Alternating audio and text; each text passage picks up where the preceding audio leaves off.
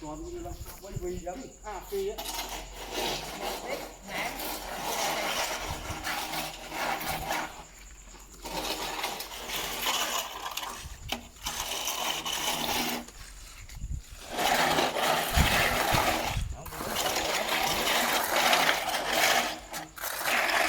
Về đi tiêu á. Về đi tiếp.